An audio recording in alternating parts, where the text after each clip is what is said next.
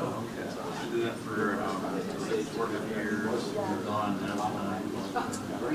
No, so I was there for I was full time. So I was there for part of the reason. But honestly, the job I did for the latter half of that, addition to being able to fly, was stress. Yeah, exactly. Oh. Yeah, I was at Lake Heath, I was back and forth. I'm really like Heath and Aviano as well.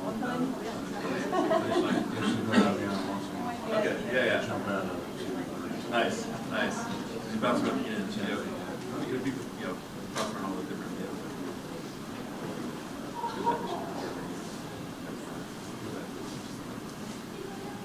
good few years. What is your focus been this year? Security, I didn't know policy.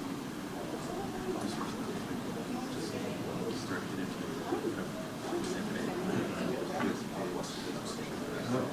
You still have it?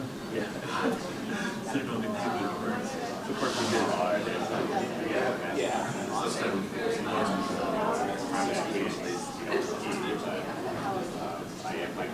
Have you had much contact with it? We did, so we went there. Not too much. We get 2 young men, you get quite a lot of. You still have it? I feel like The other thing, 2007. Yeah, I don't know.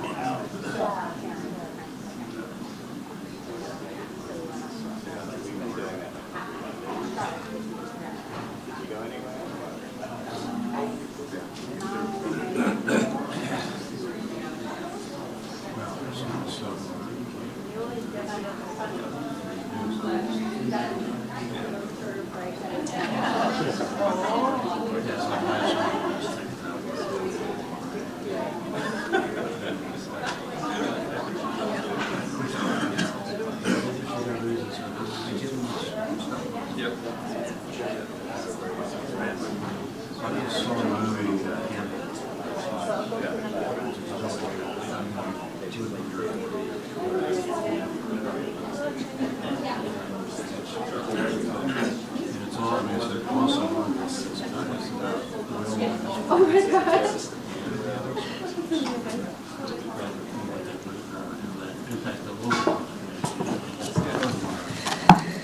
Good morning. I'm Suzanne Maloney, Vice President and Director of Foreign Policy here at the Brookings Institution, and I'm delighted to welcome you all to our program today on strengthening alliances and partnerships in the Indo-Pacific.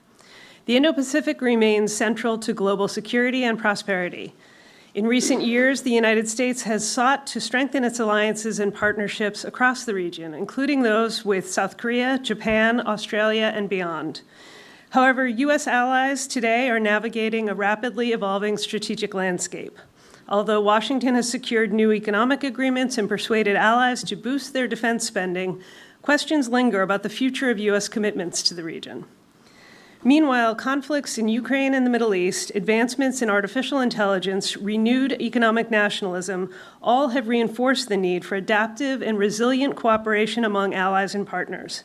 This evolving landscape presents challenges as well as opportunities for leaders here in Washington and across the Indo-Pacific. Today's discussion features several of Brookings' foremost experts on the region, who will help us evaluate progress that Washington and its allies have made in recent years. They'll also discuss forward-leaning strategies on how these relationships can advance security, economic, and regional cooperation in the years ahead. And they'll assess how these partnerships can meet the current moment. Before I turn the floor over to my colleague, Andrew Yo, Senior Fellow and SK Korea Foundation Chair here at Brookings, a quick reminder that we're streaming live and on the record. Andrew, the floor is yours.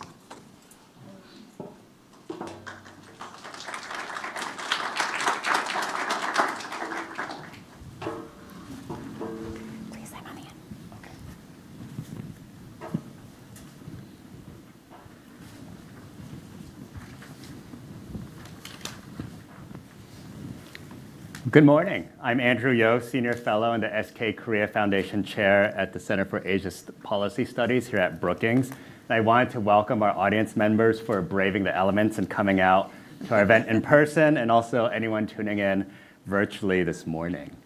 Now, as Suzanne already mentioned, given multiple foreign policy challenges confronting the United States, including current negotiations to end the war in Ukraine, escalating tensions in the Caribbean, a precarious ceasefire in Gaza, we can't take for granted that the Trump administration will automatically prioritize alliances in the Indo-Pacific as a result of US-China competition.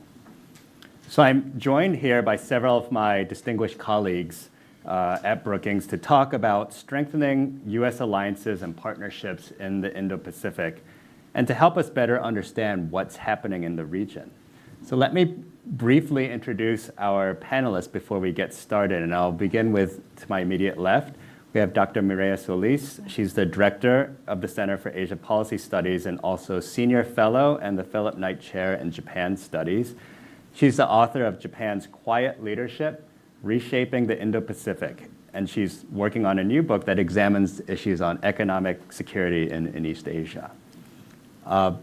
To her left is Dr. Michael O'Hanlon. He's the inaugural holder of the Philip Knight Chair in Defense and Strategy and Director of Research at Foreign Policy. He has many titles here. I'll just name a few. But here at Brookings, he's also the Director and Senior Fellow of the Strobe Talbot Center for Security, Strategy, and Technology. And he's the author of a forthcoming book, To Dare Mighty Things, U.S. Defense Strategy Since the Revolution, which will be published by Yale University Press next month. And I believe we'll have an event, a book launch for that here at Brookings as well, too. And then finally, furthest to the far end is Dr. Mira Rapp-Hooper. She's currently a visiting fellow here with us at the Center for Asia Policy Studies and also a partner at the Asia Group. From 2023 to 2025, she was the Senior Director for East Asia and Oceania at the National Security Council.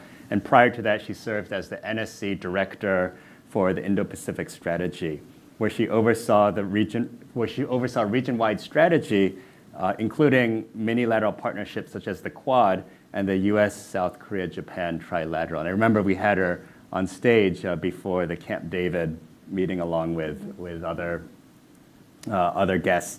And Mira has also written extensively about U.S. alliances, including her 2020 monograph with Harvard University Press, Shields of the Republic, The Triumph and Peril of America's Allies.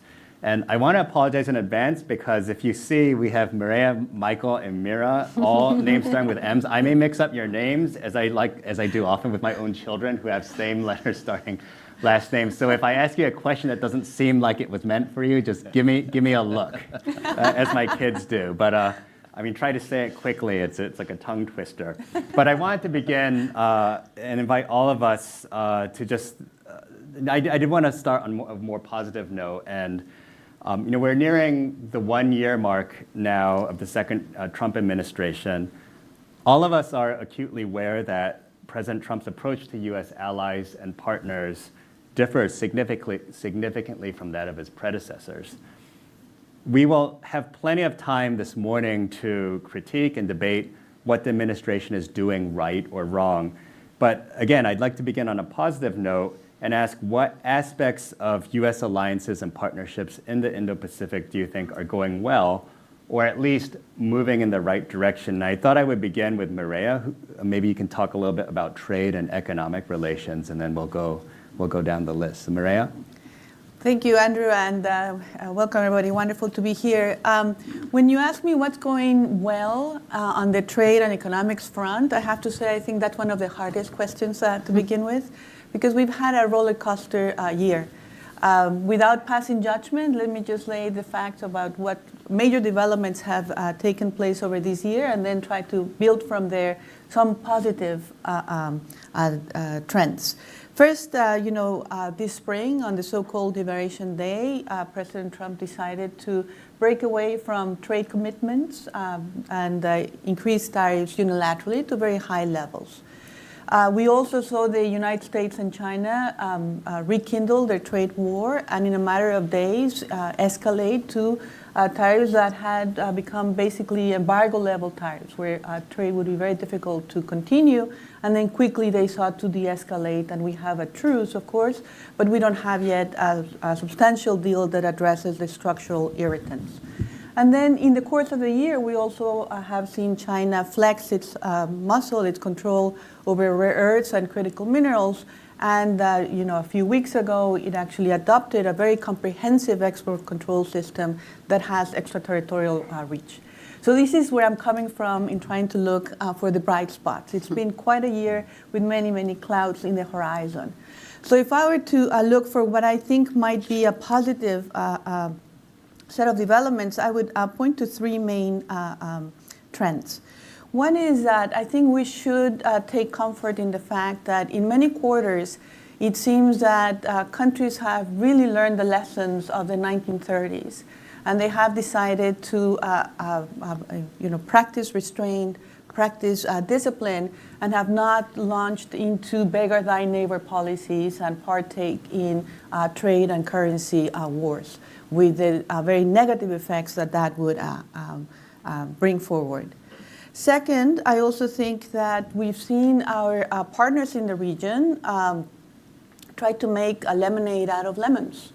And, they had difficult negotiations, challenging trade negotiations with the United States, where they're trying to lower the tariffs, where there are a lot of demands about committing very substantial amounts of money to invest in the United States. And they tried to turn around that difficult situation and find a way to promote win-win solutions and to look for economic security projects that would tap on the complementarities between the United States and their own economies, and therefore try to make this a positive development. So I think that's also a positive trend. We don't know yet how these huge investment funds will actually be operationalized, but in terms of trying to make this a positive story, I think that we can find some comfort there. And the last point that I would make is that China's move to tighten its control over rare earths, which were paused for a year, nevertheless were a wake-up call for the Trump administration. And we've known of this vulnerability for a long time, but I think this really motivated this administration to have a very sustained diplomatic push and go out and negotiate with several partners critical minerals and rare earths development agreements. So, in my mind, I see an administration that has a very unilateral take on trade, but has come to the realization that if it wants to make real progress in a critical challenge, like resource security and developing alternative sources of these critical minerals, it must work in tandem with our partners. So I think that learning process is something that also is a positive development. And I should also note that if you want to hear more about critical minerals, I think Mike is having an event later this week on the topic, this Friday. Great. Mike, how about you? What do you think is going well, or at least moving in the right direction as we think about defense and security ties with our allies and partners in the region? Thank you, Andrew. And yes, you got it right. I am Mike, not Maria or Mira. But thank you for the framing of this event and the kind introductions, and thanks everybody for being here. I also wanted to pick up on the point you made about the last time I was on stage here with Mira. It was the August 2023 prelude to the Camp David summit between Japan, South Korea, and the United States. She was here with Rahm Emanuel and Kurt Campbell. Ambassador Emanuel, I was introducing him, going through all of his accomplishments in his career, and he stopped me. I was up there, he was on stage, and he said, "Mike, could you stop, call my mother, put her on speakerphone, and start over with all that?" So, but I do want to make a serious point about that whole thing, which is that, it's remarkable, and it's a tribute to Mira and others who have worked in the administrations of all the recent presidents, including President Trump in the first term and now, that they've managed to establish some degree of bipartisan continuity in Asia policy, despite everything else that's blowing up in American politics, and certainly despite the challenges on the economic front, which I don't want to trivialize, but I'll leave to Maria and Mira to talk about in more detail. I'm struck by how many things are going pretty well. And I'll have more to say about, later on about work that still needs to be done, especially on the military hardware front and sort of giving the alliances more teeth. But the fact that Japan, South Korea, and the United States are working together as a trio, despite all the ups and downs in South Korean politics and Japanese politics, is really a tribute to those countries as well as our own diplomats and strategists. Andrew, while we're talking about each other's forthcoming books, please do buy my book, because you'll have to wait for his, but his might be better. I just read it in draft. It's on South Korean grand strategy, and he documents this remarkable progress in Japan-South Korea relations over the last decade plus that the United States, I think, helped nurture along, but the Koreans and Japanese deserve primary credit. The United States was able to benefit from that on things like intelligence sharing, information sharing. This is crucial if you're concerned about having a strong deterrent in Northeast Asia. So certainly building up the alliances. I also think it's been a testament to American diplomats and strategists that they've managed to sort of get Japan and South Korea to get a little tougher on China without scaring off Tokyo or Seoul in the process. Because we Americans can sometimes, if you might have noticed, we can sometimes come on a little strong. And we're getting sort of worked up about the China threat. I think we're about 10% too high on the China threat in the way we think about it, although most of the policies, I think, are fine. But the temperature of the dialogue can get a little bit animated at times. And yet, it hasn't gone so far as to make Tokyo and Seoul feel like they have to distance themselves from the United States. They live near China. That's not going to change. They need to try to maintain some degree of workability in their relationship with China, even during times when we Americans sometimes just want to turn China into the next adversary. And so I think that's been generally well handled as well. And the final thing I'll say, and then I'll stop with all these plaudits and positivities and let Mira say a few more things, but then get into the work that needs to still be done. But the other arrangements in the region, the Quad and AUKUS in particular, have created dialogues, patterns of doing military exercises, strategic conversations that are crucial for convincing China that it cannot split America from its allies and it cannot pick people off one at a time, whether in military or economic terms. There's a lot more work still to be done on that front. Certainly the Trump approach is challenging this overall diplomacy, and I don't agree with everything President Trump is doing on the economic front, but I am generally happy with the framework that's been created. And the Trump administration itself, in security terms, I think has done more good than bad so far, including President Trump's trips to the region, where Maria and I saw his Air Force One as we were taking off, or at least I did, on the Tuesday after our dialogue in Tokyo last month. President Trump had good visits to Japan and South Korea.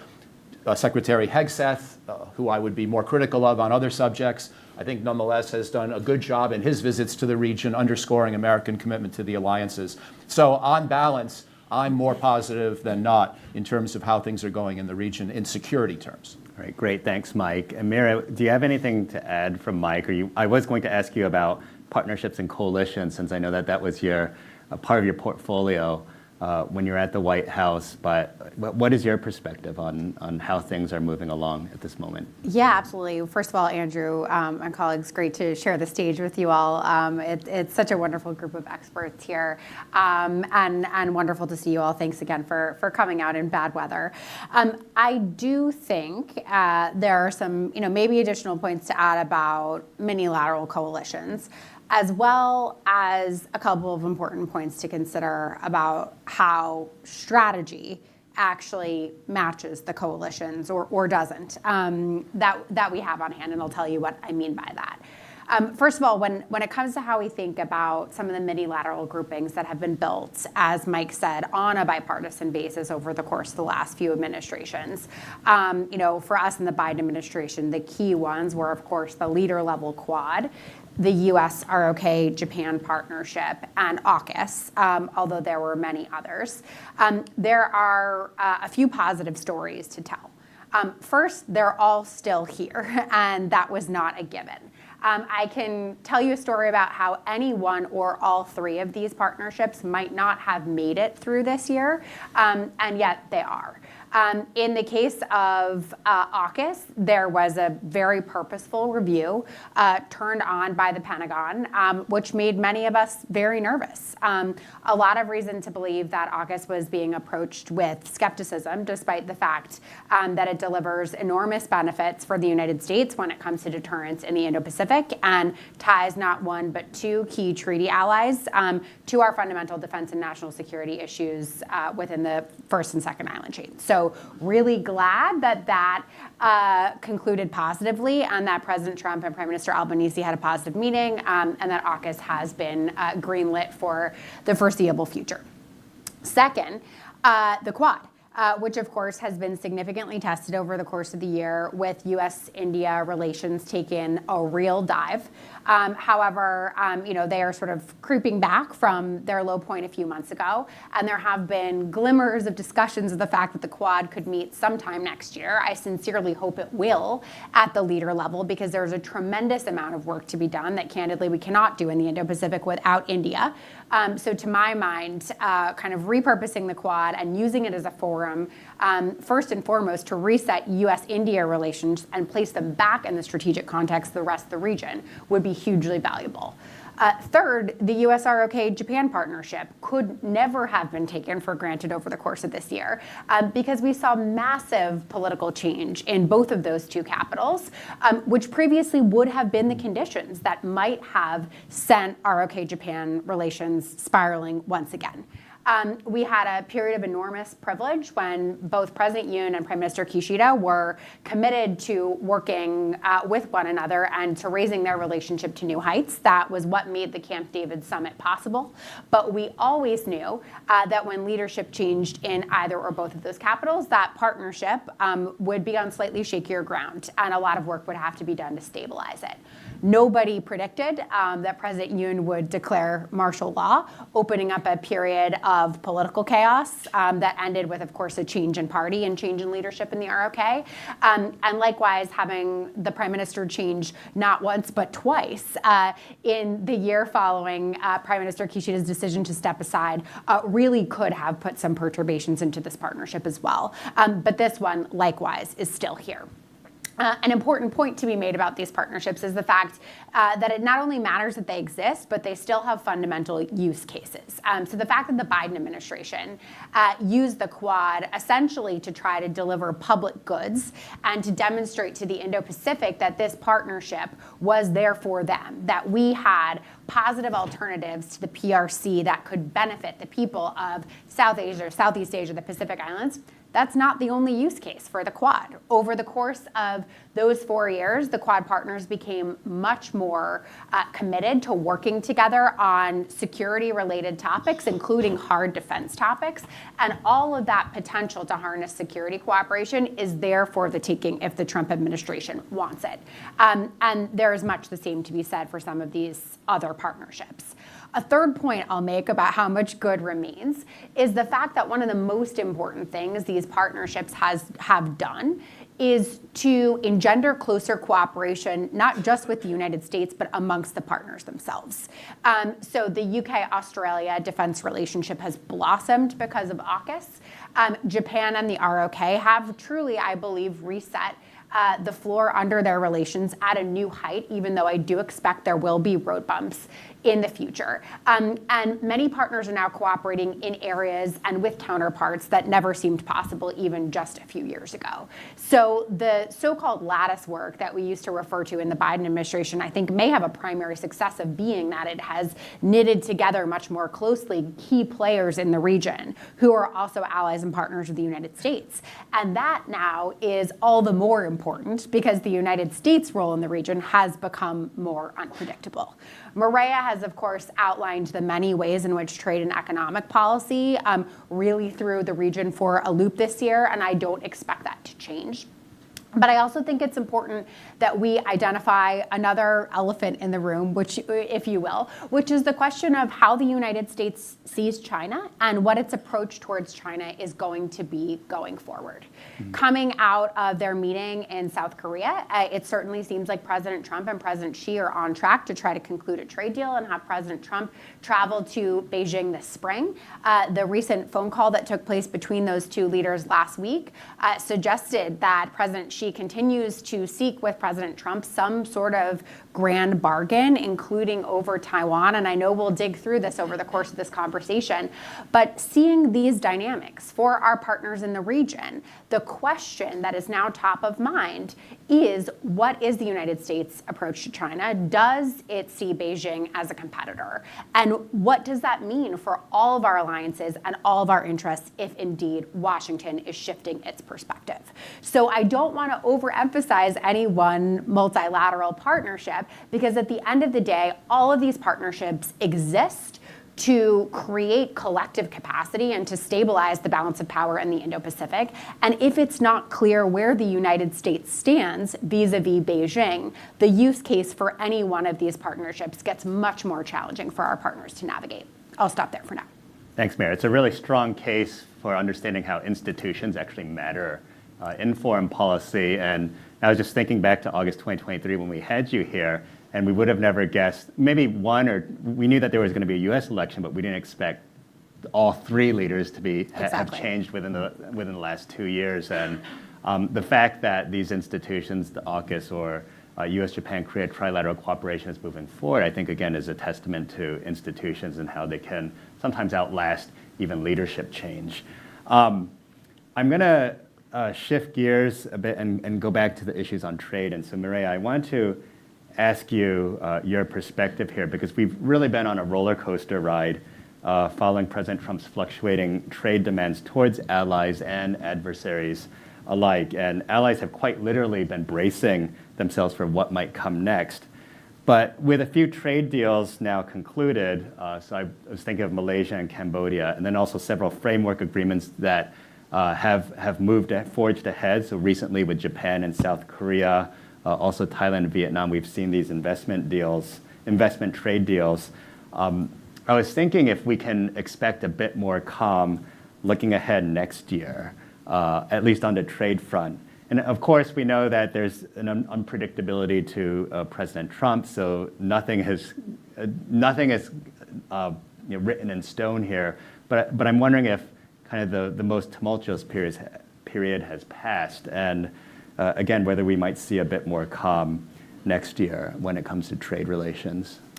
Thank you, Andrew. And I think that there is a sense of relief across the region that for many of the trade partners of the United States, they have managed to negotiate these framework deals. And in doing so, they have lowered the tariffs and brought a degree of predictability.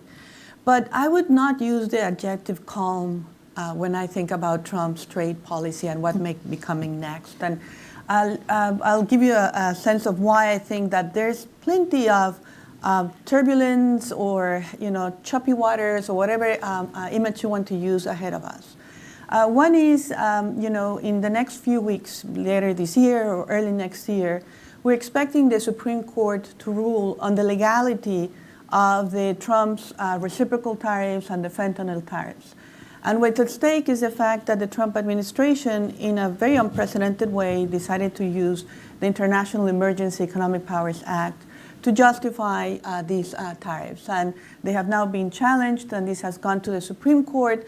And obviously, I don't have a crystal ball, so I don't know how the Supreme Court will rule. But one option is that they decide that there's an overreach in executive authority because the power to tax belongs to Congress, and therefore that these tariffs are not legally valid. Or they could side on the side of saying that the executive must be able to deal with national security crisis, and therefore resort to tariffs is part of the set of tools that could be used for these purposes.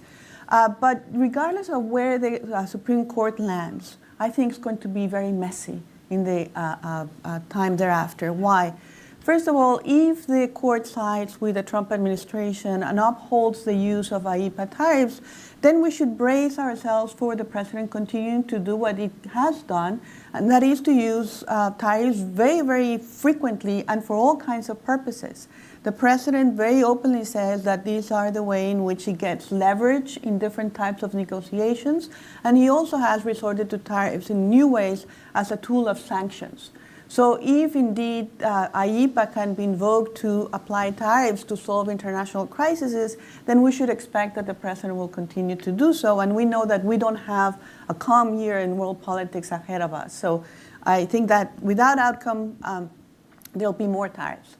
But with the other outcome, I would say there will be more tariffs too. And why I say this is because I don't think, given the strong conviction that the president himself has on the value of tariffs, that they would take a negative Supreme Court ruling to say, okay, we quit. We're not going to use tariffs to advance U.S. interests in the way we think it's appropriate.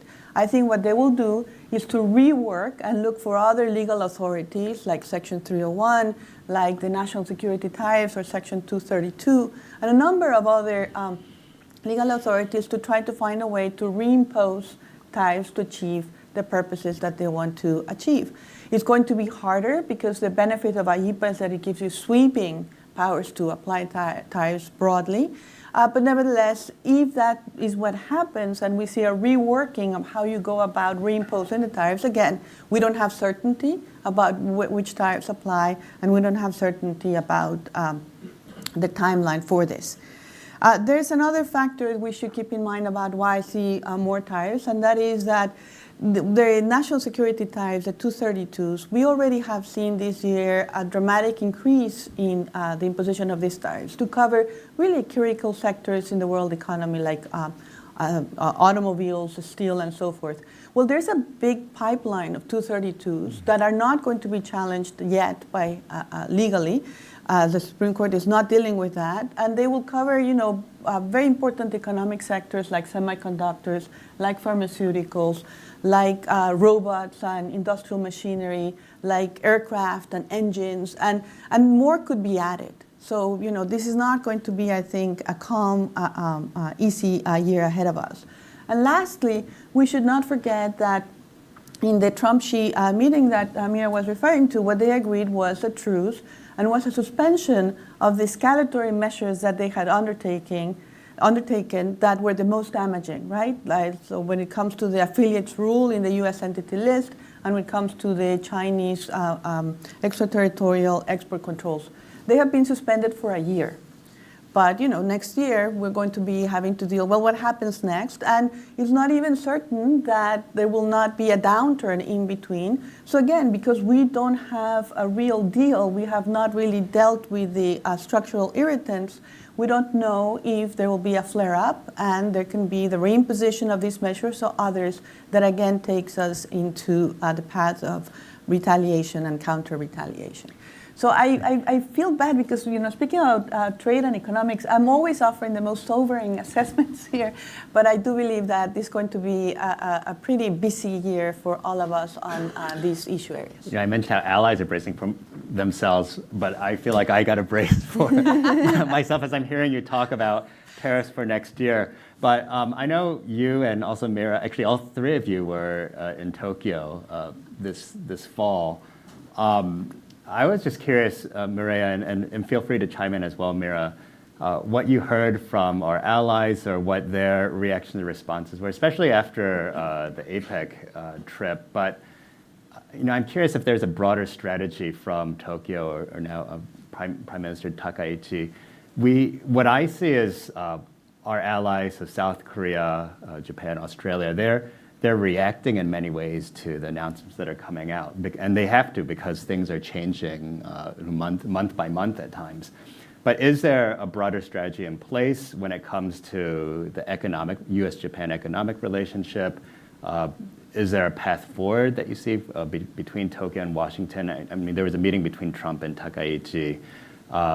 But what is the broader strategy from Tokyo's perspective? We've been talking about what the Trump administration is doing, but how are our allies reacting, and what did you hear when you were in the region recently? So, Mireya, maybe you can go, and then Mira, if you want to add anything. Well, I think that there are different elements here, and certainly, there is relief in Tokyo that they managed to get to these difficult negotiations, and I think that there's a lot of focus on that investment fund that they negotiated with the Trump administration and how you actually go about operationalizing it, because it's $550 billion that must be dispersed during the duration of the Trump administration.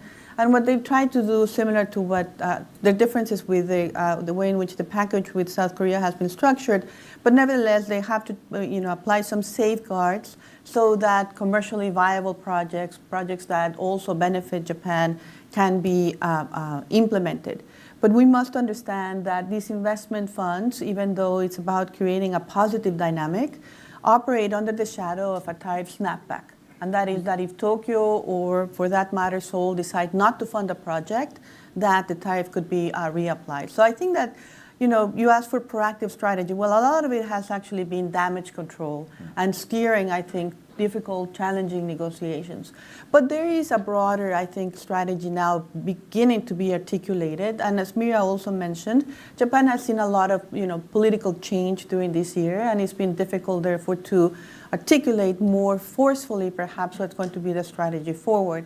We now have the Takaichi administration in place, and I think that how you spend your money might say a lot about your priorities. And there have been interesting developments in Japan about the adoption of a very, very large supplementary budget. The cabinet just approved it, the largest since the pandemic, and the goal is to have it approved in the Diet in the next few weeks. And why I talk about the budget is because I think that resources, the allocation of resources, speaks about priorities. And what we're seeing there is a strong push on the security front, broadly understood, in capability development. And I think that's what they're trying to do proactively, to show to the United States that Japan remains an indispensable partner, and to develop capabilities that also make them strategically indispensable in dealing with a very, very complicated security landscape.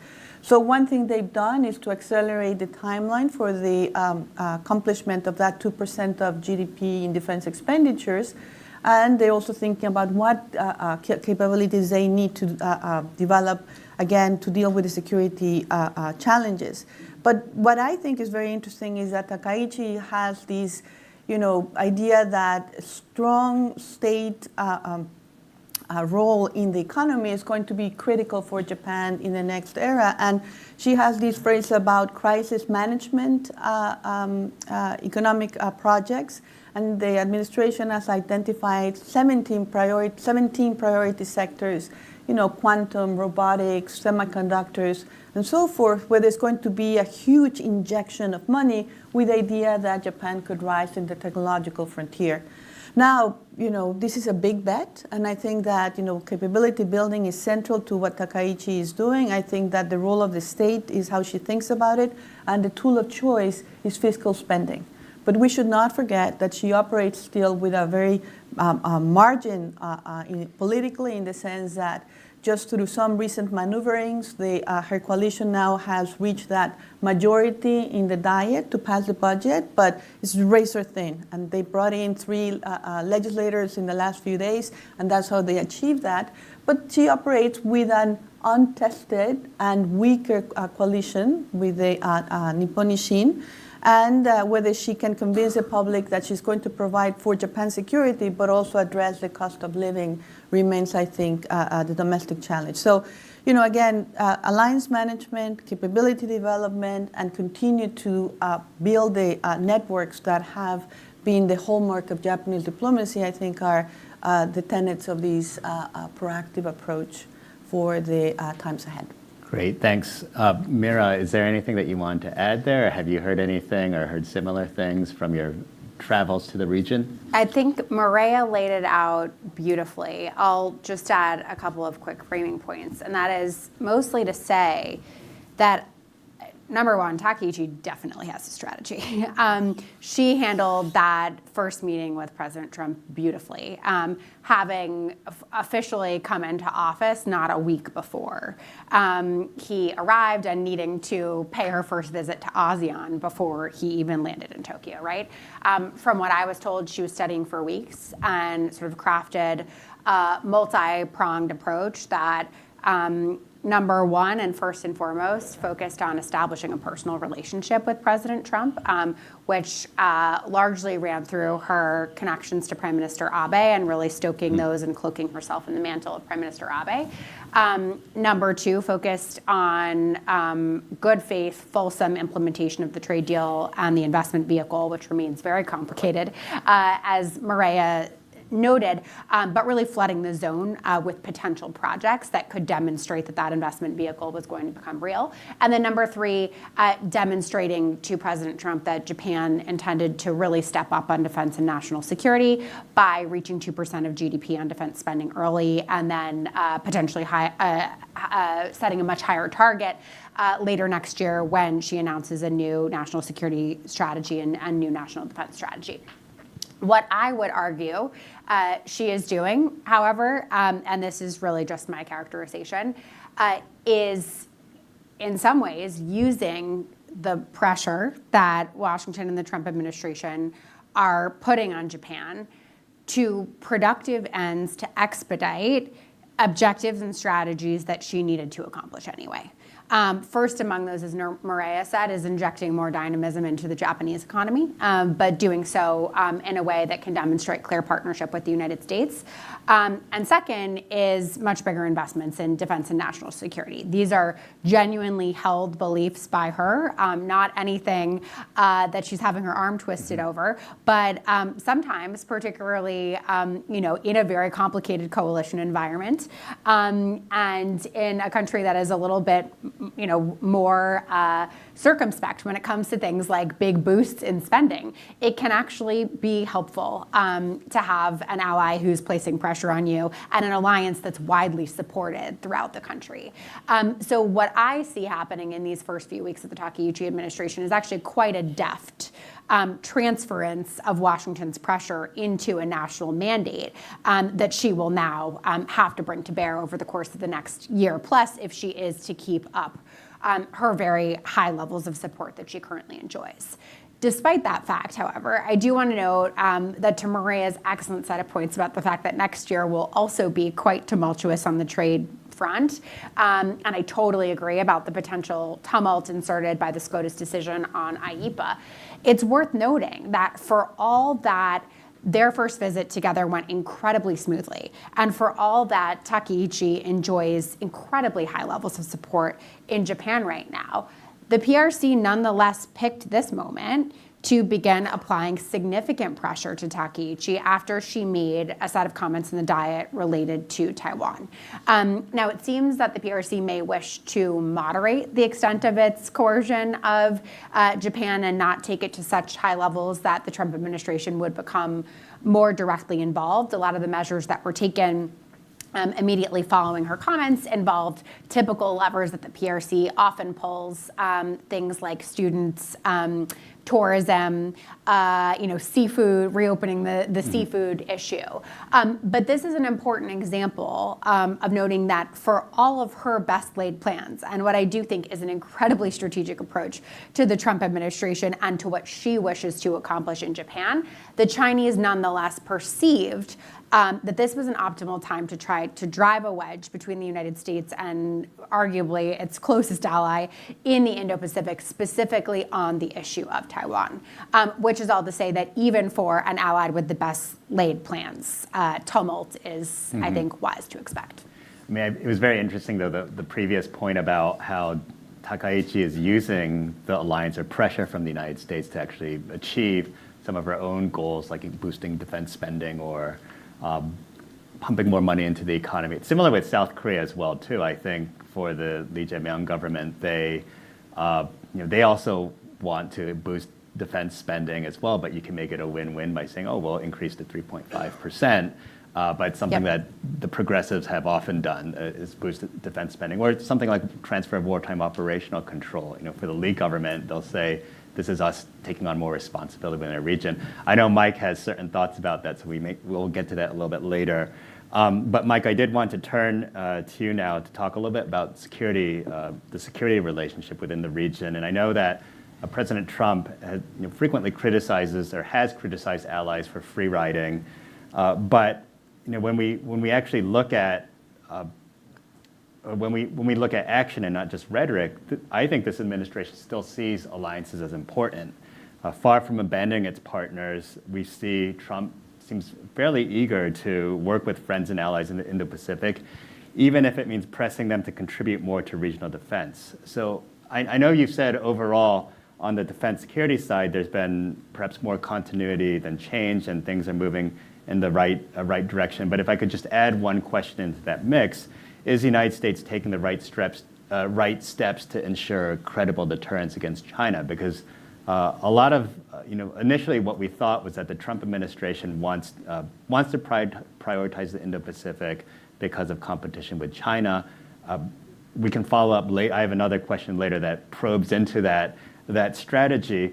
But for now, if we assume that we need to maintain deterrence against China within the region, are we taking sufficient steps based on what you've seen so far this past year. Thanks, Andrew. Just a couple of quick points that also bridge from the previous conversation. First, I want to say, it's just remarkable, taking a broad perspective historically, to see the Japanese debate where it is today, because you're a very young woman, but you're old enough to remember, and so are you, another very young woman old enough to remember that for the longest time, the United States never wanted Japan to spend more than 1% of its GDP on its military. We ourselves were part of the chorus that said, never do this. Even under Shinzo Abe, it didn't really change.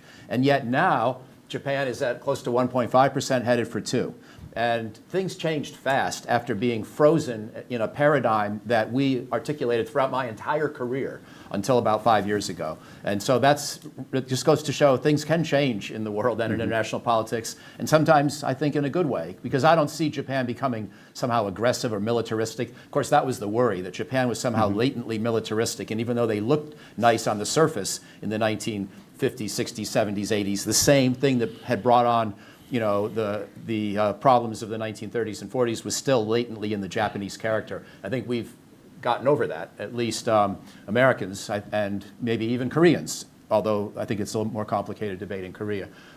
Second thing I would say, building on the economic discussion in terms of where I think we still need to do more work, and it does relate to the Friday panel we're going to have here as well, I think we all need to examine where we have economic vulnerabilities, vis-a-vis China in particular, such that in a crisis, China could make us hurt so badly that we would have no choice but to relent and change our policy on whatever issue, especially perhaps Taiwan. And so in the United States, we've seen this debate play out with rare earth minerals and magnets. But as our colleague Marta Wosinska has pointed out, China controls a lot of pharmaceutical supply chains, not all of them, and some of them we can live with. It would be okay if we had a cutoff of Tylenol for a few weeks in a crisis. But it wouldn't be okay if we had a cutoff of medicines upon which millions of Americans depend to stay alive. Because if you get to that point in a crisis and China has that leverage over you, China has a trump card. And China may very well play it. Why wouldn't they, if this is a crisis that's involving issues of life and death on the battlefield? So I think all the allies need to keep looking for places where they need to mitigate worst case scenario vulnerabilities. It doesn't mean that everything is a national security priority. And you mentioned steel before. I would say the debate over steel was not the kind of debate we needed to elevate to this level of importance. Whether a Japanese company owns a US plant or not doesn't really matter in terms of your acute vulnerability to a Chinese cutoff. But I think all the allies have more work to do on that front. And in the United States, the paper that we've just put out that we'll talk about on Friday tries to look at a few other areas where China has leverage over us. We have vulnerabilities where a worst case complete boycott by China or embargo of key supplies to the United States could really threaten our ability of our military to keep operational, but also our society and economy to keep functional. Some of these areas include things like certain chemicals and pharmaceuticals, but we'll get back to that on Friday. Second, or finally, I guess to get to your real question for me, the main thing that I think we need to do next, and I'll just put the broad concept out here for now, and then we can get into more detail later, and I'm sure Mira has thoughts on this too. I think a lot of the lattice structure is in place, the different relationships among allies and partners, but the hardware hasn't changed that much yet. The physical capabilities of the United States and allies to deter conflict by being able to wage conflict successfully are not very well developed. I'll just give a couple of examples. One is, of course, they did a great job in the Biden administration, and it built on efforts from other administrations, gaining more access to contingency bases in the Philippines. But for the most part, those Philippine bases are underdeveloped. They're not survivable in times of war. They don't have a lot of spare parts and munitions and oil in underground storage facilities with protected maintenance. And we don't yet see a hardened U.S. military infrastructure in the region for the most part. Guam has been an exception. We've seen a lot of progress in Guam, but not yet in many of the other places where we talked about dispersing our presence, and we've had concepts like agile combat employment that the Air Force has come up with, or General Berger's littoral combat regiments in the Marine Corps, but still we have a long ways to go. General Berger did get some important things done with these littoral combat regiments, and we are starting to see greater deployment of anti-ship missiles in various parts of the U.S. military in the region. That's good. But the overall problem of having not nearly enough munitions to wage a protracted conflict has not really been fundamentally solved yet. And the progress, frankly, is somewhat slow. And so I think that's the overall way to summarize it, Andrew, and I'll get to the details later. And again, I'm sure Mira and you may want to comment as well. But we have the sort of the diplomatic and strategic infrastructure in place. We have a lot of the right things being said, a lot of the right promises being made. But physically speaking, we don't yet have enough capability, either in terms of resilience against Chinese attack or offense against, let's say, Chinese shipping that we might need to threaten in the event of a conflict. It's interesting because oftentimes we think about force posture or troop placements, and there's less conversation, I think, taking place, at least at the political level, about hardware and capabilities. So that's a great point. Mike, I want to just keep you on the hook for a minute and turn to the Korean Peninsula. And I'm going to mention this not to date you, but Mike has been following the Korean Peninsula for decades. He wrote a fantastic book, a co-authored book, A Crisis on the Korean Peninsula, I believe, Nice. which came out, I think as I was finishing up my first year of graduate school, which was more than 20 years ago. But that's, again, a compliment to just how long and how much you actually are aware about what's happening on the Korean Peninsula rather than dating you, or actually dating myself too. You know, 3 weeks ago, President Trump met President Lee, and there was a joint fact sheet that emerged. I already mentioned that one of the commitments that South Korea made was to increase defense spending by 3.5%. And the Pentagon was really pleased with this. And they talked about South Korea being a model ally. And I'm wondering if alliance modernization, which they've talked about U.S.-South Korea alliance modernization, if that will become a framework for the way the U.S. wants other allies to move. But I'd welcome your thoughts about this increase in defense spending and whether it fits with broader U.S. defense strategy. So for me, I assume that if the goal again is to deter China, then getting allies to do more on their defense front, to spend more, is collectively helpful. I think the U.S. alone can't deter China at this point. But if the argument is to get allies to spend more in the defense and do more of the fighting because we want to pull back or scale back, then I'm not really sure what that strategy would look like. So I guess through the lens of Korea increasing its defense spending, do you see this as part of a larger strategy for the U.S. within the Indo-Pacific? So in some ways, it's another way of getting around this question about deterring China. But I was curious if you had any thoughts on that. Yeah, thank you. And thanks for your great work on Korea. And I see one of my senseis, Bruce Klingner, in the audience, who's done so much great work over the years and taught me so much. And Mike Mochizuki was my co-author in that book. I think that overall what I would say is the goal should not be to facilitate a U.S. pullback. The goal should be to strengthen deterrence of North Korea. And South Korea already had a very good military. But as you point out, if we're talking about pulling back, North Korea is going to be tempted to say, is there a window of opportunity? I think preventing that perception is the most important goal. I don't believe there's anything the U.S. and ROK can really do to make South Korea invulnerable to a North Korean missile or artillery attack. We can try to make their lives more complicated with that kind of a scenario. We can try to build up more air and missile and drone defense, and we should.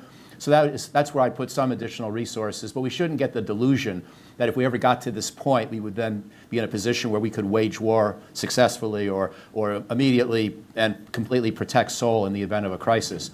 So I think proper objectives need to be kept in mind. But if you can complicate a North Korean hypothetical attack, you take away Kim Jong-un's ability to just sort of threaten a small coercive strike as a way to get what he wants in a given kind of negotiation. So I think without getting into all the details of where I would want alliance modernization to go, better air, missile, and drone defense to complicate North Korea's ability to threaten South Korea with a limited set of strikes to gain diplomatic leverage in a crisis. That would be maybe one of the key goals that I would try to underscore. And yes, as you say, we do need to assume that South Korea would have to do much of the fighting in the event that there was a North Korean attack, and we're preoccupied with China in a simultaneous scenario, heaven forbid. But I also think realistically, we're not going to leave Korea, and nor should we, even if we're concerned so much about China. South Korea is a great place to be to help deter China. The forces that are in Korea, U.S. forces in Korea, may be used more in a China scenario, and South Korea has to be therefore better prepared to step in and do some of the things we would have done. But I don't think withdrawal should be the goal, and I don't think it is the goal. I don't think that's where the Trump administration is going to wind up. Great. I'm going to continue on this thread, looking at this joint statement between U.S. and South Korea. One of the big surprises, I think, in that Trump-Lee meeting was the U.S. giving approval for South Korea to build nuclear-powered submarines and help South Koreans source nuclear fuel. And it certainly wasn't something that any of us in Washington expected. I was curious for your reactions about the prospect of U.S.-South Korea cooperation on nuclear-powered subs. Mira, I don't know if you want to weigh in as well too, especially since I know you've been following the AUKUS quite closely. Is there anything we might glean from the AUKUS deal and thinking about nuclear subs? Is it a good idea, bad idea? So any reactions you have on that question? I'll go quick and defer to her. Sure. I think it's a bad idea, but South Korea should be allowed to make a bad decision. They're a good ally. They're a great ally. And they have, I think, other interests in potentially acquiring nuclear-powered submarines to develop nuclear technology more broadly, although they already have, I think, a number of nuclear power plants. But no, for a country whose primary security challenges are close by, nuclear-powered submarines are exactly the wrong answer to most military questions, in my judgment. Right. Mira? I'll give a very NSC staffer answer Sure. to this question, which is that one notes that President Trump made his positive statements about ROK nuclear sub capability while essentially getting on the plane. And then there was a multi-day delay in releasing any joint statement or fact sheet that included any verbiage on this topic. Usually when you have a delay of many days in a joint statement and a fact sheet, there's a reason why that happened, right? And that suggests to me that the president's comments in support maybe hadn't been fully worked through at other levels at the point that he made them. I think there's no doubt that there are many high-level officials in the ROK who are interested in this program, but I would just caution us not to read too much into what we think we know about U.S. ROK cooperation on a nuclear sub, given the fact that this seemed to be a total surprise. There was then probably a behind-the-scenes scramble to work through the language, and exactly as Mike suggests, there are so many technical reasons and hard defense reasons why this will be hard and or inadvisable. Notably, we know that on a bipartisan basis at this point in the ROK, there is an interest in revising the 123 agreement with the United States so that the ROK can potentially achieve a full fuel cycle and reprocessing capability. The Trump administration to date has not indicated an interest in revising the 123 agreement. For the ROK to really make progress on this technology, they would want that to change. And it doesn't seem that that is immediately in the offing yet, which raises the question of how they're going to build the reactor that would potentially power the sub. I heard in the immediate aftermath of the president's announcement that there had been some communication about the ROK potentially working with a third country to try to acquire a reprocessing capability in that technology, and that does not seem to have ground truth to it yet either. So I would sort of code this as a bright idea whose time may not yet have come. I would not use AUKUS as an analogy because AUKUS is such a sui generis, momentous form of cooperation between the United States and Australia. The transfer of 3 Virginia-class submarines really has no historical analog except for cooperation between the United States and UK in the early part of the Cold War. There is no discussion of such a transfer taking place between the US and ROK now. So let's wait and see what is actually under the hood. My sense is that it's being driven a lot by a commercial logic from the Trump administration. Commercial and a political logic, at least from the Lee side, and not so much from a strategic one. And I mean, there's been so much already written on this topic because I think Koreans and some in DC think that there is potential. There could be potential, but again, what are the opportunity costs for South Korea as you try to focus on building out nuclear-powered submarines? I'm sure this won't be it's not the first and it won't be the last conversation on this. But I wanted to get to one last question before we open it up to our audience. I did want to save enough time for Q&A. But this one is, I want to ask this to all of you, and it gets to broader questions about strategy for the region. I phrased this earlier, but it's it's about to what extent is China the central factor underpinning U.S. alliances in the Indo-Pacific, or what ultimately drives U.S. policy in the region. And so I started out by saying that at the beginning of the Trump administration, we assumed that, actually it wasn't assumed because it was stated that deterring China was one of our objectives. And I'm not sure if that's necessarily one of the key priorities of the administration at this point. But there's other objectives as well too. It seems like securing concessions from allies to procure economic gain or investments is another strategy. We also think about alliances as a means of providing security, stability, freedom, and order within the region. But right now, I'm not exactly clear what is the goal for the region. And alliances are a means to an end. You don't create alliances just for the sake of alliances. They're a means to a particular end. And so, I guess to help me flesh this out, I was going to pose the question to all three of you and ask, what do you think is the central factor pulling together, I guess, policy within the region? I don't know if anyone wants to take a first stab at that. Mike? I'll give two ways of thinking about it. One, at a very broad historical level, we saw World War I break out when all the world's major powers were essentially going it alone, with some weak alliances and security partnerships, but nothing really durable, dependable, or credible. We saw World War II break out when, again, the world's major democracies were not unified in shoring up a rules-based order and then facing down its terrible adversary whose power was growing. I don't want to run the experiment of having a 21st century world with 10 different centers of industrial power, all of which are navigating separately in this international environment and never really sure who's friends and who's dependable and who might be an enemy.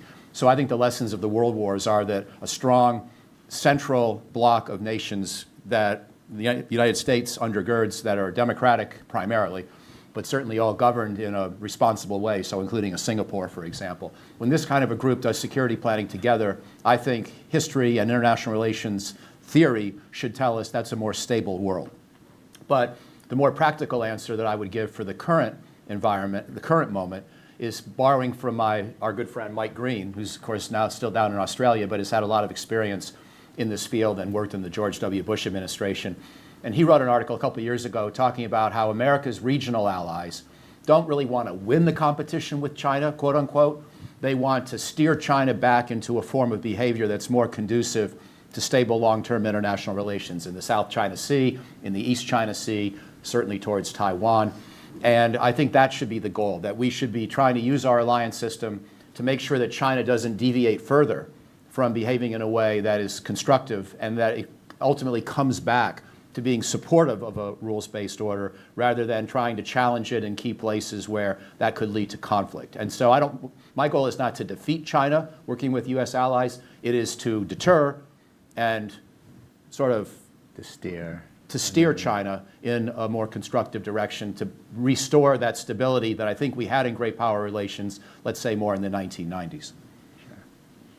Mireya? Sure. So, I think that the anchor of alliances are shared interest, right? And, we know that their fundamental interest in preventing revisionist powers from using force to change borders, to use coercion, to advance the points in political disputes. We want to ensure a region that it's open, where there's freedom of navigation, and where you preserve a really vibrant integrated economic ecosystem. So I think that, fundamentally, the alliances are sustained by this shared interest in sustaining peace and stability.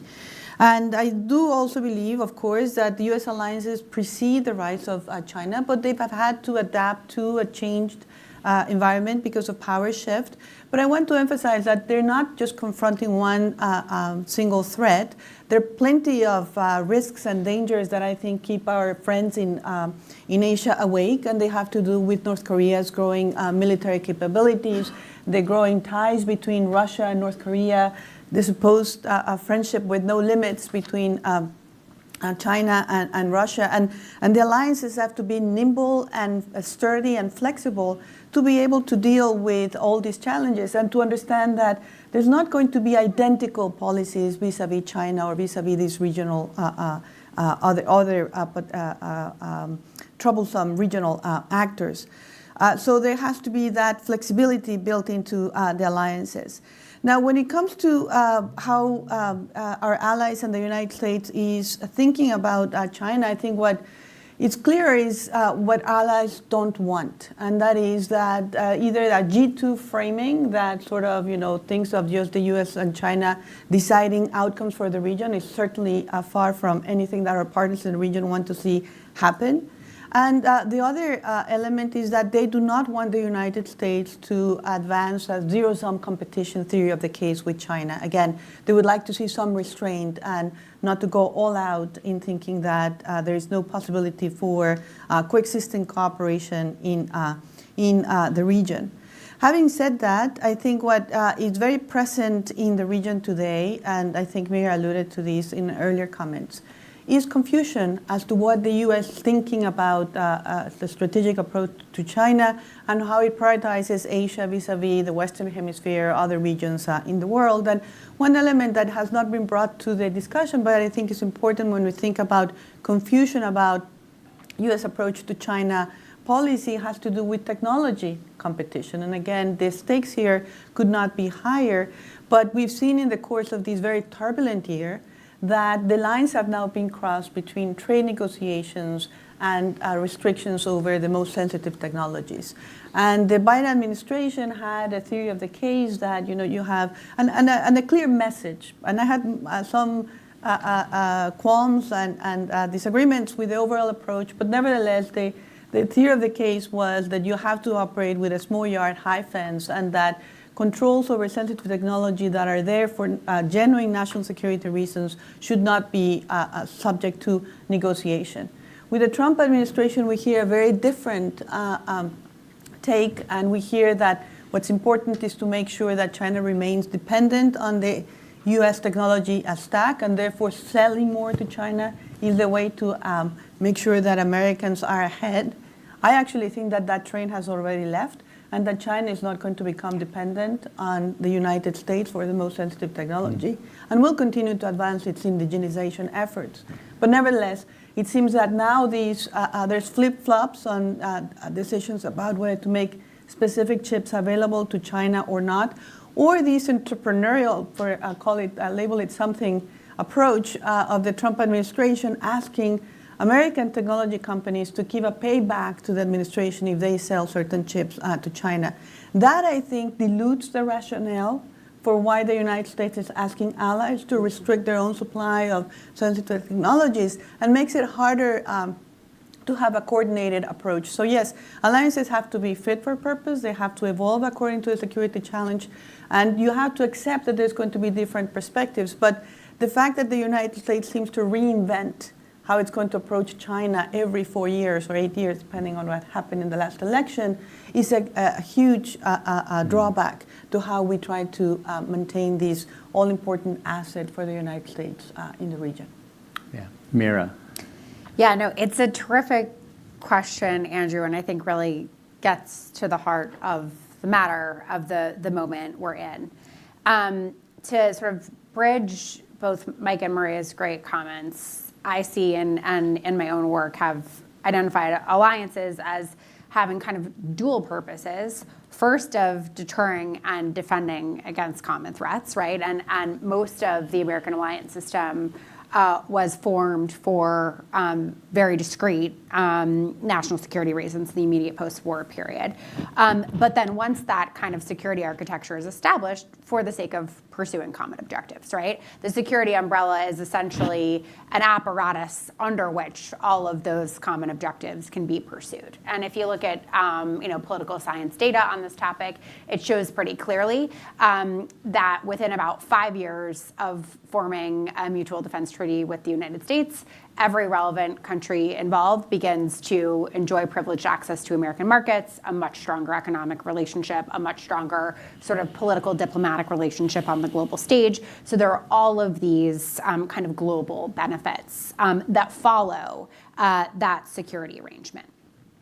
I think the question in this moment, exactly as you put it to us, is number one, are we deterring and defending against those same threats? And number two, are we pursuing common objectives? Because particularly in this moment, it can be easy to see where some of those common objectives are starting to diverge. As an example, a country like Japan, country like Australia still sees itself profoundly and in its identity as a free trading nation when those are no longer objectives of the United States. And it's not clear to me that under new leadership come 2029, the United States will actually be able to fully ratchet back the tariff regime that we've put in place here. That's a subject for a totally different discussion, which we should have at some point. But it's natural for our allies in both the Indo-Pacific and Europe to ask sort of what their future looks like if free trade is no longer an objective for the United States, right? So that's one reason to worry about the common objectives. When it comes to deterring and defending against common threats, up until now, we have been pretty clear about what those were.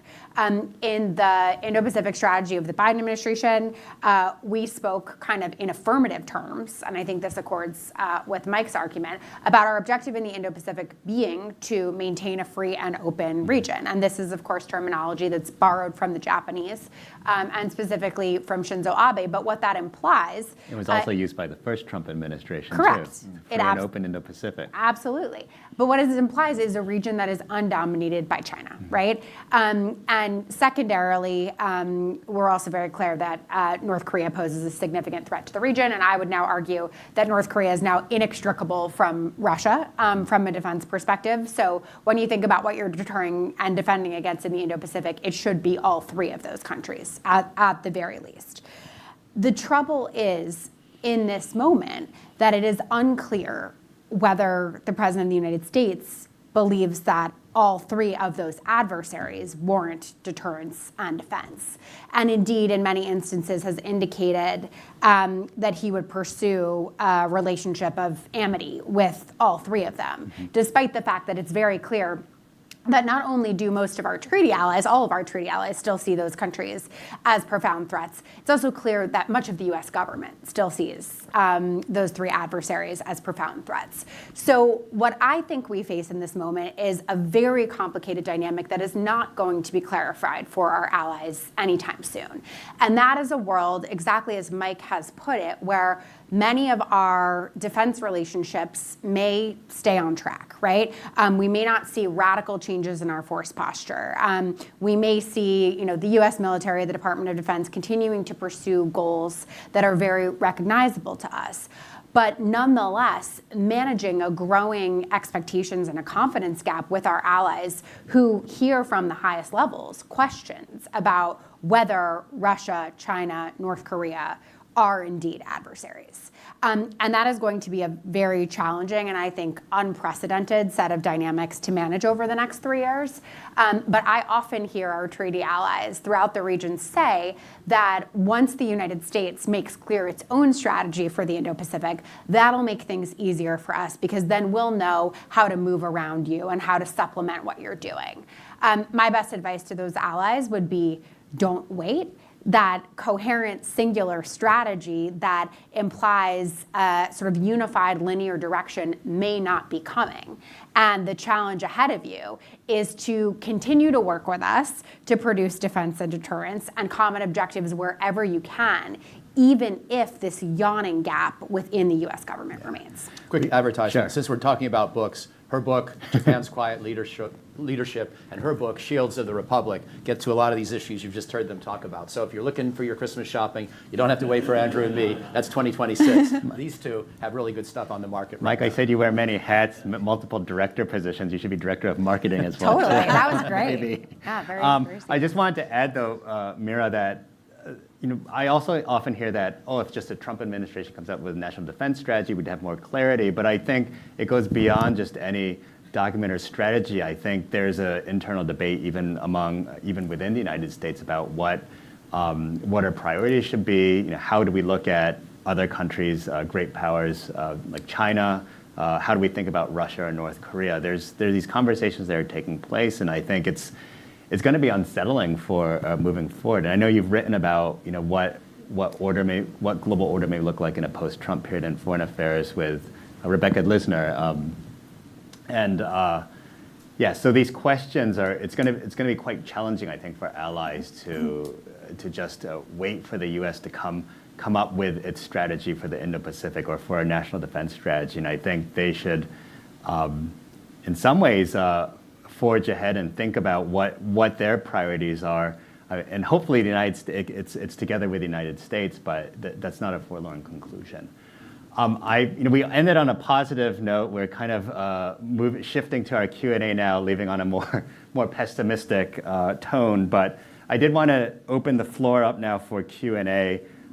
If we have any if there are any questions from the floor, there's mics that our staff are gonna bring mics to you. If you could just identify yourself and state your question clearly. We also have a few questions that came in advance from the registration, so I'll also ask those as well too. But we have about 15 minutes. So are there any questions? So I'll take two at a time. So gentleman here, and then I saw one in the middle of the room. Thank you very much. Hunter Marston, adjunct fellow with CSIS. We heard a lot about alliances in Northeast Asia. I'm curious to hear your take on our overall strategy in Southeast Asia. As Mike mentioned, Hegseth has made a couple trips to the region. Trump attended the ASEAN summit in Kuala Lumpur last month. So I think we see some continuity in rhetoric. But what's your overall take on the success or potential shortcomings of our Southeast Asia strategy so far in this administration? Thanks. Okay, and I'm just going to take one more question over in the middle of the room. Yeah. Hi, my name is Anna. I'm a writer and blogger. And my question had to do with the Southeast Asian region that was touched on briefly. I was actually in Southeast Asia over the summer and had the opportunity to speak to a lot of younger, politically engaged people there. And two things really stood out to me. One was that among that group, the U.S. seems to have lost a certain degree of credibility over other things happening in the world right now. But also in the region, in a much more immediate way for them, there's a perception of China as often a malign actor, particularly with regards to Myanmar, its involvement in the civil war there, and the way that Myanmar is in some ways kind of infested with Chinese origin organized crime syndicates that the Chinese government is seen as tolerating, at least tacitly. And I wonder if any of you think that have any thoughts on potential opportunities for the United States to rebuild credibility in the region that maybe we're not taking right now with regards to engagement on Myanmar and the civil war there. Okay, so a question on Southeast Asia. I don't know, Mira, do you want to take a stab in that, and maybe I work with ASEAN? And then there's a question about Myanmar. Maybe I can respond to that one. I'm happy to Sure. tee in on that too. So Southeast Asia, super hard, was hard before the change in administration. As one of our guests just rightly noted, I would note in particular, the United States paid real costs in public opinion for our approach to the Israel-Gaza war, particularly in Muslim-majority countries like Indonesia and Malaysia.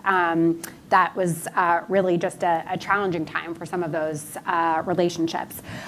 I would give President Trump plaudits for turning things around with Malaysia, and in particular, his visit to ASEAN, the signing of the trade deal, and what appears to me a much warmer or friendlier relationship than we've had in KL for some time. I think that's not something to be sneezed at because all of our other ASEAN friends can see it too. And although it was just a very quick trip to ASEAN, the mere fact of him having showed up to that meeting does actually matter. The fact of signing the deal with the Malaysians, signing a trade deal with the Cambodians, presiding over the ceasefire between Cambodia and Thailand, those are all significant achievements. And if you had asked me a few months ago whether any of those would have been in the offing, I would tell you probably not. Nevertheless, I think our friends in Southeast Asia all have a variety of different goals and objectives for their relationship with the United States, but they want to see us putting on offer relationships that offer them options without forcing them to choose between the United States and China. And I think we are under-delivering on that front. I think we often under-deliver on that front, but we certainly are in this moment. Things like foreign aid are extremely significant to certain parts of Southeast Asia. Cutting off, for example, our ability to do demining work in Cambodia is a huge blow to our ability to take that relationship forward at a critical time when I actually think there is a lot of promise to kind of reset things a little bit with Han Minette, much longer conversation.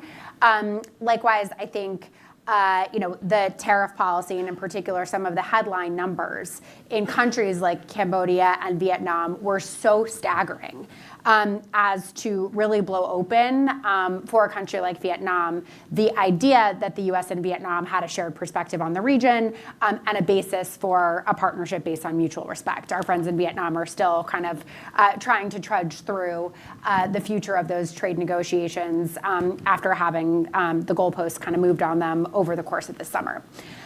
So if I had any piece of advice to give into your question about sort of general constructive engagement in the region, I would say it's high time for the United States, and this would have been true had Vice President Harris been elected, to come up with a major new shiny initiative for Southeast Asia that is about their economic prosperity, puts them at the center as partners, and allows them to be in the game without forcing a false choice between the United States and Beijing.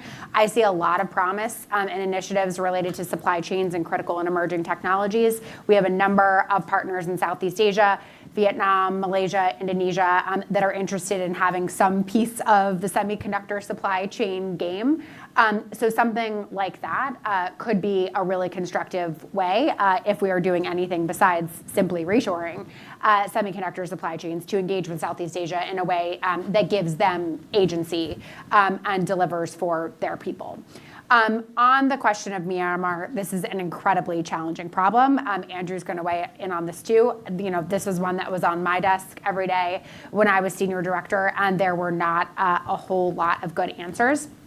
But I would say that being innovative about the way that we try to empower Southeast Asian nations to act as brokers for us and to act as brokers within the civil war is an important step forward. I don't know what has come of this, but I know that when he was elected, President Prabowo of Indonesia was interested in playing more of a role as a go-between. Our friends in Thailand, at many instances, have wanted to serve more of a diplomatic role in trying to negotiate some progress in the conflict, and particularly because, as you say, there are deep concerns about the role that the PRC is playing. I think the most important role the United States can play is to provide political and other support to potential negotiators from Southeast Asia to try to make progress. Andrew. Yeah, Anna, thanks for spotlighting the question of Myanmar. I don't have a whole lot to add, in part because I'm not an expert on Myanmar, but when you asked, is there anything that's missing, or is there a missing piece here? I mean, the first Trump administration actually did weigh in on issues of human rights, democracy, in places like Xinjiang with the Uyghurs, the protests in Hong Kong. Those things have gone away in the second administration. I have not really heard that much on human rights issues, whether it's on North Korea, whether it's on Myanmar. And that's a missed opportunity. I don't know if the administration has any plans to bring those issues back in, but I feel like right now they're trying to make deals with different countries, allies, partners alike. Within the region in Southeast Asia, I heard there was, from some quarters among ASEAN members, a sigh of relief because whereas the Biden administration was really pushing values-based diplomacy, that wasn't going to be part of Trump's mode of operation. But there are certainly missed opportunities there because the administration has gone silent on human rights issues. Could I add Sure. a comment? Hunter, great question about how Southeast Asia is navigating the current landscape and how they are trying to, engage the United States and deflect the tariff pressure, but also keep their ties with China. I think that the first point I would make is that in the region, nobody's just playing, on one front, right? And this is clearly the case in trade. ASEAN, for example, just had the first ministerial with the CPTPP on how they can think about trying to find pathways for collaboration. And the CPTPP had a similar one with the EU. Then you have the upgrade of the China-ASEAN trade agreement, just as the United States was also in town or in the neighborhood signing these trade agreements. And the trade agreements that were signed by the United States with Cambodia and with Malaysia, I think that fundamentally they're economic security agreements, and that's the real novelty here. And what we're all trying to watch is this going to be the template by which the United States tries to enlist other countries to adopt its own provisions on economic security, because there's language there that I actually found very surprising, where they say that they're going to mirror U.S. Policies on export controls, on a screening of foreign direct investment, supply chain resilience, and deal with the overcapacity or unfair trading practices of companies from third countries. We all know that refers to China.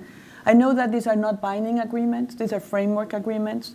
And that they probably, these actors in South Asia feel that they have balanced different equities and they're giving themselves some leeway. But when you put it in black and white, that I think changes, the expectations. And one other reason why I think we're not going to have a calm year next year is that all these framework agreements are going to generate expectations. Certain behavior are going to be fleshed out. The U.S. will make asks based on what has been agreed.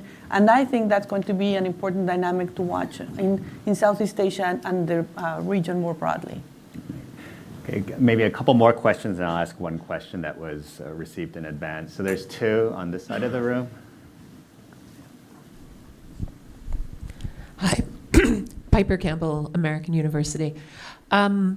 Related to China, and I'm going to sort of paraphrase, and you can correct if you feel like I'm making this too simple. But in essence, there's been, over the last couple months, I think a lot of people have been waiting for a national defense strategy or a national security strategy to pop. There's been rumors about whether such a strategy is going to de-emphasize Asia and strongly emphasize the Western Hemisphere. I feel like I sort of heard you say, don't hold your breath for a single document or even for a singular document to be dispositive. So as countries in East Asia and Southeast Asia kind of watch the US-China dynamic, trying to figure out if there's going to be a US-China deal made over everybody's heads, or whether there's going to be a very different approach over the next year. What are things that you would be watching for as sort of signals as to which way some of these things are going? Okay. And up front. Hi, I'm Nela Marianne Evers-Peters from Maastricht University, Netherlands, and also here at AGI. I have got a question about kind of crossing regions or interregional cooperation. So in my own research on security, cooperation, and multilateralism, I came across some studies on bridging cooperation in Europe and Indo-Pacific. And I wondered, what's your take on having Europe kind of pushing itself into the Indo-Pacific as well? And what does this mean for US policies and alliances in the Indo-Pacific when having Europe kind of next to it as well? Sure. And if I can throw in one final question, it was from someone from the US Army. They said, given the military services that are predominant among allies and partners in the Indo-Pacific, what roles do you see for the US Army in Asia? So maybe the role for the US Army in Asia can be taken by Mike. There's a question, I think Ambassador Campbell from AU, about what indicators or signs should our allies be seeing if we can't take into credence just a singular document. And then one about Asia and Europe. Mira, I know you have to run, so maybe I'll let you take a quick stab before you bow out, and then we can respond to the other questions. Wonderful, thanks, and thanks for great questions. So, Ambassador Campbell, I think you have it right in your paraphrasing. While I would expect that certain documents, all of which I assume we expect to be released at some point, although I don't think anyone has great intelligence on when they're coming. And I would note in particular that Canada's been kicked down the road seemingly on the NDS a number of times already. I'm personally still hearing that it's coming, but not more specifics than that. I think it's highly likely that there will be an internal logic to any one given document because the people working on the documents are smart and serious people and know how to kind of basically pull a strategy together. But my projection would be that there's probably some discontinuity between the NDS and the NSS. And then there is a persistent discontinuity between what is contained within the documents and high-level messaging that may come out of the administration, particularly with respect to the President of the United States himself, right? We saw a little bit of that in the first Trump administration. Both the NSS and NDS, which I would argue were both very good documents in the first Trump administration, were very clear about their prioritization about great power competition with Russia and China in particular. There were some persistent gaps in the way that the president characterized those relationships at the time. I would argue the gap now is just much bigger, and the coherence between those two documents is likely to be less. So we'll see them. They just won't be dispositive, I think, ultimately, of anything. If I am looking for one big indicator that there is some type of US-China deal that could be cut, that could be really devastating, both to America's role in the region and relatedly, our allies' interests in the way they perceive us. It is the issue of Taiwan. There are many other issues that kind of fall beneath that, and I'm sure my fellow panelists will tease some of them out. But my biggest sort of red light indicator is anything that suggests that President Trump is preparing to back away from or in any way amend America's longstanding position towards Taiwan as a concession to President Xi to create the conditions for a trade deal and a positive trip to Beijing, or that he would make such amendments while on the ground in Beijing. There were rumors in the lead up to the Trump-Xi meeting that President Trump might be considering amending the U.S. position to say that we oppose Taiwan independence as opposed to do not support. Those are two very different things and would matter very much to the DPP in particular. And there was also a rumor that we were going to use the phrase peaceful reunification, which is the phrase, of course, used by the PRC, but not by the United States. Reportedly, Taiwan was not raised in that meeting. If that is true, it is the first time in 50 years that China has not raised Taiwan to a US president. But let's assume for a moment it is true. We also know that last week, President Xi and President Trump held a phone call where Taiwan was seemingly a central subject, and in which President Xi impressed the importance to President Trump of resolution of the Taiwan issue as a major facet of the international order that mattered greatly to him. We don't really know what President Trump said, and unless I've missed it, there was not a full readout from the White House on that call. That suggests to me that at the very least, the Chinese are trying hard to take this moment of opportunity in which President Trump clearly wants a trade deal and clearly wants a smooth and successful visit to Beijing to drive a wedge and to get some kind of change to American policy on Taiwan that will dispirit morale on the island and that will have a real effect on America's alliance relationships and perceptions of our credibility going forward. It need not be a massive shift to have those effects. So to me, that's the red light indicator that I'll be watching for the next several months. Thanks, Mary. And I know you have to run, but the last maybe 30 seconds from Mike and Maria, we'll just go down the order. I'll just say in response, Amira doesn't have a chance to retaliate if she wishes, but I'm a little more open-minded to conversations about Taiwan's long-term status. I agree with her about the importance of not saying something recklessly and carelessly, but I'm less worried about psychology in Taiwan than about preventing World War III. And I don't think our job is to always make Taiwan citizens and politicians feel completely comfortable. So if Trump wants to open up a debate about the long term, I would discourage any short-term change in policy. But I think we can usefully have a conversation about long-term visions for the Taiwan-China relationship. So I'm a little bit intrigued by this conversation, as long as it doesn't get too reckless and go too far. And Ambassador, I would also say very briefly, I would watch budget submissions and force deployments. I wouldn't be surprised if national security and defense strategy said the Western Hemisphere is now our priority. But if you actually look at the numbers, there'll be maybe a 1% shift in Pentagon budget allocations and forces. That would be my prediction. But I'll be watching as we see more documentation come in the near future. To the Army question, 3/4 of the world's uniformed military are ground forces, and therefore the Army question, which maybe sounded parochial, is very much on spot, on point, because I also think most countries in the region don't want to build up maritime and air forces to fight China. They want to let us do that job, with the exception of a few key allies, and they mostly want to worry about their own internal and border problems. And so the U.S. Army does have a crucial role to play in virtually every allied country, especially as we get into Southeast Asia, South Asia, the Philippines, et cetera.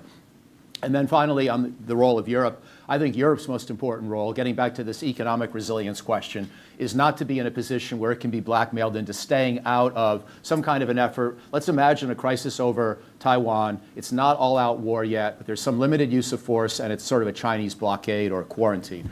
I would want Europe to be with us in pushing back economically against China to try to win the economic war, to discourage China from intensifying that operation or sustaining it. That's where I think Europe can be most important in dealing with the whole question of the rise of China. I don't expect a lot of European destroyers, frigates, and aircraft carriers in a Taiwan Strait contingency, but it's crucial that Europe, with its economic clout, be with us in any kind of more complex response to Chinese aggression against Taiwan in particular. Yeah, I'll give you the last word. 30 seconds. Just on the role of Europe in Asia, I think that promoting that cooperation is of great value, but it has to be pragmatic and realistic in terms of what it can actually deliver. So there are certain platforms where we've seen benefits, say the G7, the anti-economic coercion, supply chain resilience provisions. I think those were helpful. Japan, Korea, and others are very keen to maintain links to NATO, and I think that's also useful. And in terms of the economic security and preventing fallout of the trade regime, it's not realistic to expect that the EU can join the CPTPP, but there's a really interesting idea out there about a standstill. So if you have 27 economies agreeing not to raise tariff barriers against each other, but just keep the status quo in terms of this more open condition, that could be of great benefit at a time when we see actually the US and China going at each other with higher barriers. So targeted, well thought out, and pragmatic, I think, are the recommendations for that EU-Asia cooperation. All right, well, thanks again for those terrific questions. And we're actually over time here, so I'll wrap up here. I just wanted to thank our panelists. Also thank the audience again here for braving the weather to make it out to Brookings. And also thank you to our Brookings staff who helped make this event possible. So thank you again. Have a great afternoon, and I look forward to seeing you again. Thanks. Yes. Well done.